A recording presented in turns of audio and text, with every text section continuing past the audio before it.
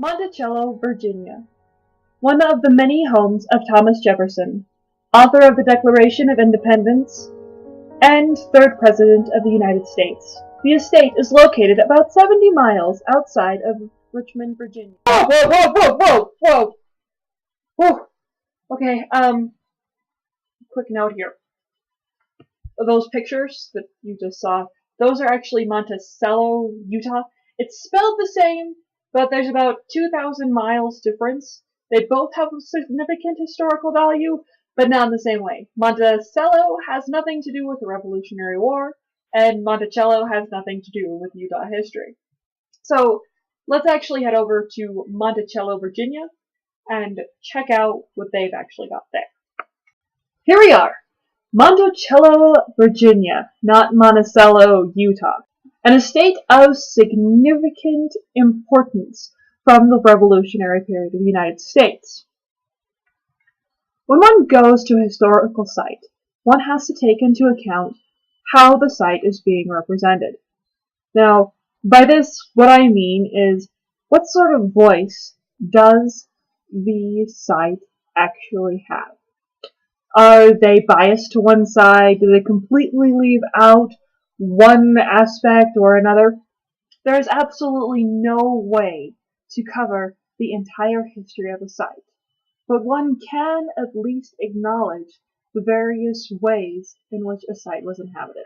One of the common ways to tell history in the United States, at least from my observation, has been more of a hagiography.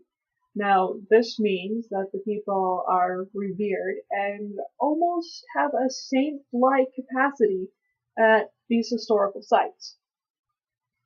Originally, Monticello was accused of such ideas, but in recent times, the Society at Monticello and the Smithsonian Museum of African American Culture have both put a considerable amount of effort into understanding not only what it was like to live as a person in Jefferson's family, but also as a slave or indentured servant or free worker. In recent times, considerable time and effort has been put into understanding more about Mulberry Row. Mulberry Row was the place where many of the slaves and servants lived and worked during the Revolutionary period. In 2000, an archaeological report was published about the Elizabeth Hemings site. In this site, they were able to determine much about the lives of people who lived on Mulberry Row, as well as those who lived in the Elizabeth Hemings house. What was it like to actually live as a slave or servant during the Revolutionary period? What was it like to not be part of the elite? This was what the Archaeological Survey and Dig set out to kind of discover. They found that the Elizabeth Hemings site actually originally resided on a grass field instead of in a hardwood forest as it does today. Also, they were able to understand the different paths that people would take in order to get to different water sources or to the actual building of Monticello.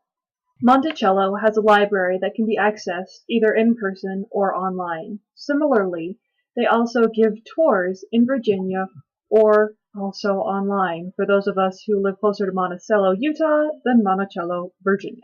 Whether one is seeking information about one of the founding fathers or simply the people who lived around him, Monticello is an amazing site with great historical significance, and whether in person or online is definitely worth a look.